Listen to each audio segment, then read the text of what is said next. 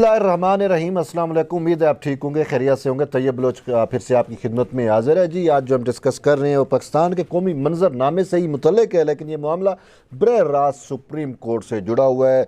जैसा कि आप सब वाकिफ़ है, जानते हैं कि इन दिनों पाकिस्तान के कौमी मंजरनामे पर सुप्रीम कोर्ट ही छाई हुई है, क्योंकि सुप्रीम कोर्ट ऑफ पाकिस्तान की जानिब से पंजाब में आम इंतखाबात का जो मामला है उसमें खसूसी दिलचस्पी ली गई है। और न सिर्फ दिलचस्पी ली गई है बल्कि पाकिस्तान की ओवरऑल हिस्ट्री के अंदर, पाकिस्तान की ओवरऑल या 75 साल तारीख के अंदर पहली दफ़ा ऐसा हुआ कि सुप्रीम कोर्ट ऑफ पाकिस्तान की जानिब से जो है वो इंतखाबात का शेड्यूल जो है वो जारी किया गया है। वैसे अमूमी तौर के ऊपर और आइनी तौर के ऊपर, कानूनी तौर के ऊपर या रिवायात हमारी जो टैबूज़ है वो ये है कि शेड्यूल जो है वो इलेक्शन कमीशन ऑफ पाकिस्तान की जानिब से जारी होता है। ताम जैसे मैंने कहा कि पाकिस्तान की तारीख में ये एक अनोखा जो है वो हमें मामला नज़र आया, या अनोखा हम ये देख रहे हैं, तारीख देख रहे हैं कि सुप्रीम कोर्ट जो है वो इलेक्शन कमीशन के इख्तियारात को बरह रास्त इस्तेमाल करते हुए शेड्यूल जारी कर देती है। और यूँ सुप्रीम कोर्ट की जानिब से 14 मई को पंजाब के अंदर आम इंतखाबात कराने का जो है वो हुक्म दिया गया है। यानी आम इंतखाबात में इनके सूबाई इंतखाबात, सूबाई असम्बली के इंतखाबात होंगे, क्योंकि कौमी असम्बली तो अभी फील्ड में ही है। तो यूँ सुप्रीम कोर्ट ने 14 मई को होने वाले पंजाब में सूबाई असम्बली के जनरल इंतखाबात के लिए जो है वो तमाम मुतलका इदारे जो जो इन्वाल्व होते हैं उन सब को मुख्तलिफ़ किस्म की डायरेक्शंस दे रखी हैं। जैसा कि सुप्रीम कोर्ट ने स्टेट बैंक ऑफ पाकिस्तान को कहा कि आप 21 अरब रुपए का रकम जो है वो जारी करें, और AGPR को कहा कि आप जो है वो इलेक्शन कमीशन के अकाउंट का हद बढ़ा दें ताकि 21 अरब रुपए का रकम जो है वो सबमिट हो सके AGPR के अकाउंट में, क्योंकि इलेक्शन कमीशन जो रकम या अखराजात यूज़ करता है इंतखाबात के लिए वो AGPR के ज़रिए ही इस्तेमाल होते हैं।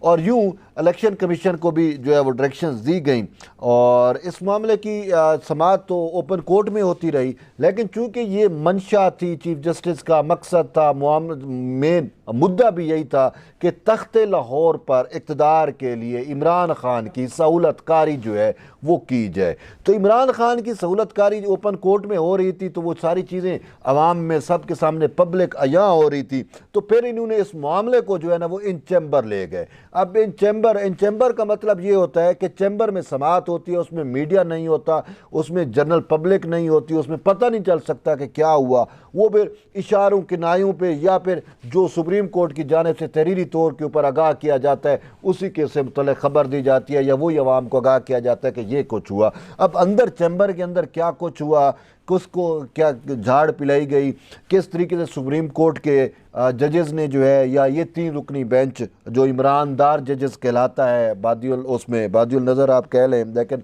ये असल चीज़ तो ये है कि जो अवामी राय के मुताबिक ख़ुद जो पाकिस्तान के सियासतदान हैं उन्होंने चीफ जस्टिस उमर अता बंदियाल और उनके साथ जो उनके 2 बड़े हम नवा हम ख्याल हैं जस्टिस इजाज़ उल हसन और जस्टिस मुनीब अख्तर, इनके लिए ईमानदार जजेस का जो है वो इस्तिलाह इस्तेमाल की है, ईमानदार।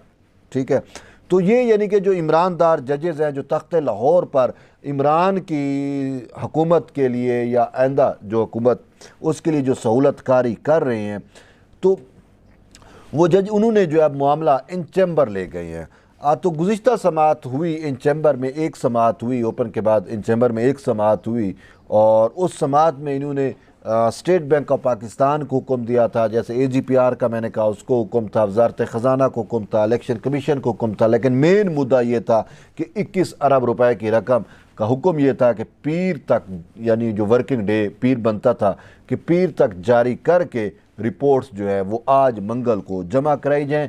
तो आज 18 अप्रैल है और मंगल हो चुका है, तो रिपोर्ट्स भी सबमिट हो चुकी हैं। अब रिपोर्ट्स वज़ारत ख़ज़ाना ने भी जमा करा दी, स्टेट बैंक ऑफ पाकिस्तान ने भी जमा करा दी, इलेक्शन कमीशन ने भी जमा करा दी। तो इन रिपोर्ट्स में बरमला कहा गया है कि भाई पैसे ही नहीं मिले। ठीक है, यानी कि पैसे क्यों नहीं मिले? सुप्रीम कोर्ट की तो मंशा मकसद ये था कि पैसे ट्रांसफ़र कराए जाएँ, लेकिन अब पैसे नहीं मिले। पैसे में भी वजह यह है कि भाई पार्लिमान ने कल रोक दिया था, ख़बरदार स्टेट बैंक को कहा कि आप पैसे जारी नहीं कर सकते। पैसे जारी कराने का जो इस्तेकाक है वो पार्लिमान का है, वो सुप्रीम कोर्ट का नहीं है। पार्लिमान जब तक मंजूरी नहीं देगा, जब तक पार्लिमान नहीं कहेगा, उस वक्त तक पैसे जारी नहीं हो सकते। और ये तो कंसोलिडेटेड फंड से पैसों का इजरा था, तो ये चीफ जस्टिस उमर अता बंदियाल या जस्टिस मुनीब या जस्टिस इजाजुल एहसन की जो मंतक है, उस मंतक के मुताबिक या उनकी सोच के मुताबिक या उनके हुक्मनामे के मुताबिक तो पैसे जारी होने से रहे। पैसे जो जारी होते हैं, जो आइन है, जो कानून है, जो कायदा है, जो रिवायात हैं, वो ये है कि पार्लिमान या पार्लियामेंट के ज़रिए जो है वो इंतखाबात के लिए फ़ंड्स का इजरा होता है और पार्लिमान ही करती है। तो पार्लिमान ने स्टेट बैंक को रोक दिया, तो स्टेट बैंक पे बार लगा दी, पाबंदी लगा दी, तो स्टेट बैंक ने हाथ खड़े कर दिए और उन्होंने आज तहरीरी तौर के ऊपर सुप्रीम कोर्ट को बता दिया कि भाई पार्लिमान ने हमें रोका है तो पैसे नहीं जारी कर सकते। तो इलेक्शन कमीशन ने भी बता दिया कि हमें पैसे नहीं मिले।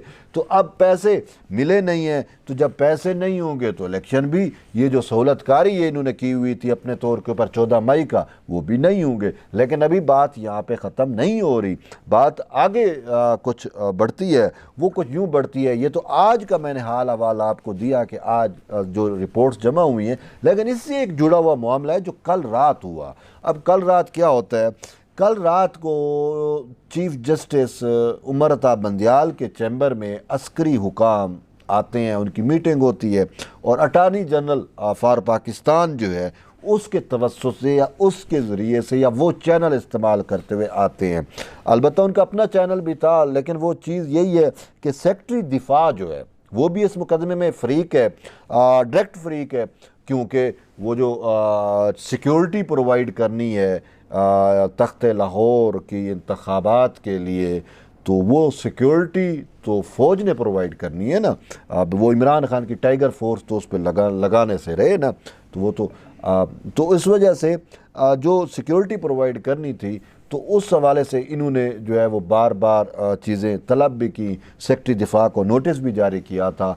तो गुज़िश्ता ओपन कोर्ट में सेक्रेटरी दिफा ने बरमला कहा था कि ये वजूहात है और हमारे पास जो जवान है या वो अवेलेबल नहीं है। तो इन्होंने कहा था जी आप पैरामिलिट्री को बुला लें, फ़लाँ को बुला लें, फ़लाँ को बुला लें। तो बहरहाल वो भी उन्होंने कहा था हम चैम्बर में आपको ब्रीफिंग दे सकते हैं, बतला सकते हैं। तो इस पर उन्होंने कहा था कि फिर हम आपसे सवालात करेंगे, आप हमें जो है वो सरबा मोर रिपोर्ट जमा करा दें, हम उसको देख के आपसे जवाब वगैरह जो भी चीज़ें थी। तो एट दी एंड बात ये होती है कि सेक्रेटरी दिफा ने जो इनको समझाया, जो इनको बतलाया, जो इनको कहा, इन्होंने उस पर यकीन नहीं किया।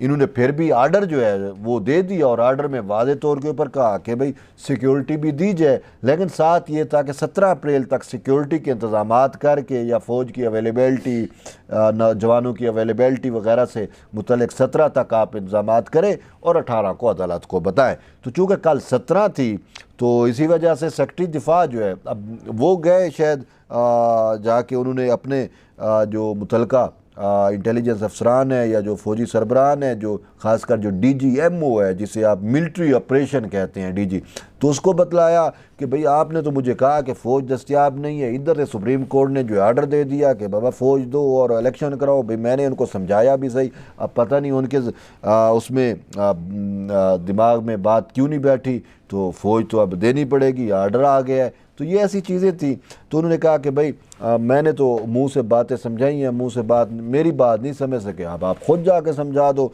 ये ना हो कि हमारे ऊपर कोई तो इन्हें अदालत ही डाल दे या कुछ ऐसा कर दे, क्योंकि ये भी तो सामने बिल्कुल खुल के आए हुए हैं सहूलतकारी में।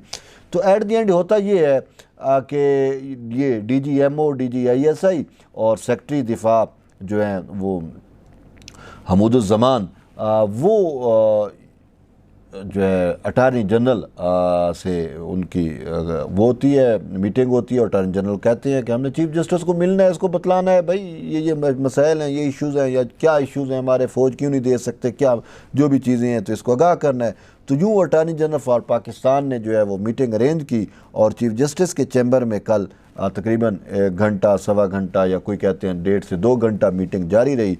अब मीटिंग में मैं भी नहीं था, कोई भी नहीं था, तो वही लोग ही थे। तो उनके दरमियान क्या कुछ हुआ वो तो अब ज़्यादा हम नहीं, लेकिन क्या सरायाँ और कहानियाँ तो फिर बहुत चलती हैं ना, जब इस तरह की अंधेरे में और इन चैम्बर मीटिंग्स होती है तो उस मीटिंग्स में क्या तय पाया, क्या हुआ, वो तो सामने नहीं आ सकता, लेकिन क्या सरायाँ जो हैं वो बहुत ज़्यादा फैल जाती हैं और ये क्या सरायाँ ऑलरेडी बहुत ज़्यादा जन्म ले चुकी हैं। जैसे एवं ही खामखा पिछले दिनों भी एक बात चला दी गई थी, जजेस से मंसूब कर दी गई थी कि जजेस कॉलोनी में जो है वो एक जज को जो है वो लाठियाँ मारी गई हैं दूसरे जज की उससे, तो उसका फिर सुप्रीम कोर्ट को जो है बाकायदा एलामिया जारी करना पड़ा। तो अब ये जो कल मीटिंग हुई, जो कल समिट हुई इनकी, उसमें भी अब ये चीज़ सामने आई है। लोग कह रहे हैं कि जी वो कोई ये भी कह रहा है कि चीफ जस्टिस को जो है वो कोई थप्पड़ लगे, अल्लाह करे ऐसा ना हो।